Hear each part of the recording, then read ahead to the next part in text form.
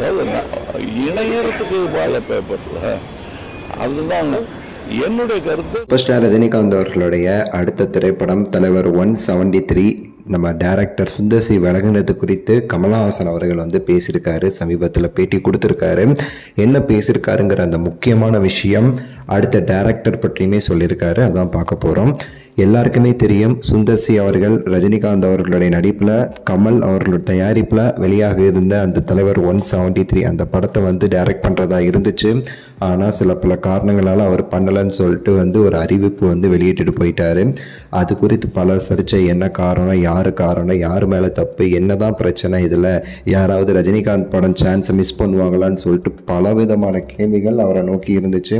இதுக்கு யாரும் பதில் சொல்லாமலே இருந்த நிலையில் கமலஹாசன் அவர்கள் ரீசெண்டாக வந்து ஒரு பேட்டி வந்து கொடுத்துருந்தார் ஏர்போர்ட்டில். அதில் வந்து நிறைய பதில் எல்லா கேள்விக்கும் போக வந்து கொடுத்துருந்தாரு.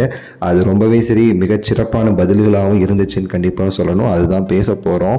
ஆக்சுவலாக கமலஹாசன் அவர்கள் சொல்லும்போது முக்கியமாக சொன்னது என்ன அப்படின்னா, சுந்தர் சி அவர்கள் வந்து அவருடைய உரிமை அதை வந்து அவர் வந்து எடுத்திருக்காரு. அவருடைய கருத்தை வந்து அவர் வந்து வெளிப்படுத்தியிருக்காரு.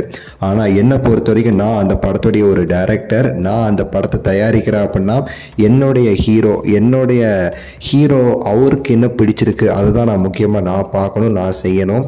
நம்ம ரஜினிகாந்த் அவர்களுக்கு அந்த கதை பிடிக்கலை, அதனால் வந்து இந்த முடிவு ஆயிடுச்சு.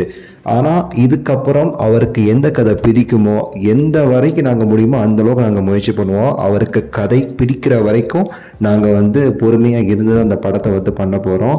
இன்னுமே அடுத்தடுத்த டேரக்டர்ஸ் கிட்ட நாங்கள் வந்து கதை கேட்க ஆரம்பிச்சிருக்கோம். ரஜினிகாந்த் அவர்களும் கதை கேட்க ஆரம்பிச்சிருக்காரு.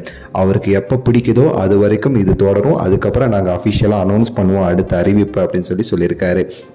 இன்னுமே நிறைய பேர் வந்து இந்த படங்கிறது வந்து ரஜினி கமல் சேர்ந்து நடிக்கிற படம் நினச்சிட்டு இருக்காங்க. ஆனால் அது வேற படம், இது வேற படம். இது ஒன்லி ப்ரொடக்ஷன் தான். அது 2 பேரும் சேர்ந்து நடிக்கிறாங்க. அது பற்றிய கேள்விக்கும் அதுக்கும் ஒரு நல்ல கதை தேடிட்டு இருக்கோம். அது யாருன்னு சொல்லிட்டு இப்போ வரைக்கும் நாங்கள் சொல்ல முடியாது. அதுக்கு ஒரு நல்ல கதை கிடைச்சோன்னா அதுவும் ஸ்டார்ட் பண்ணுவோம் அப்படின்னு சொல்லியிருக்காரு. இதில் அடிபடுற பேர் என்ன அப்படின்னா, அட்லி பண்ணுறாரு, நெல்சன் பண்ணுறாரு, லோகேஷ் பண்ணுறாருன்னு சொல்லிட்டு பல பேர்கள் அடிபடுது. முக்கியமாக தூங்காவனம் எடுத்த ஒரு டைரக்டரோட பேருமே அடிபடுது. சில பேர்லாம் வந்து எல்லை மீறி போயிட்டு பல டேரக்டர்ஸோடைய பேர்லாம் சொல்கிறாங்க. நீங்கள் ஸ்க்ரீன்லாம் பார்ப்பீங்க அந்த மாதிரிலான்ட்டு.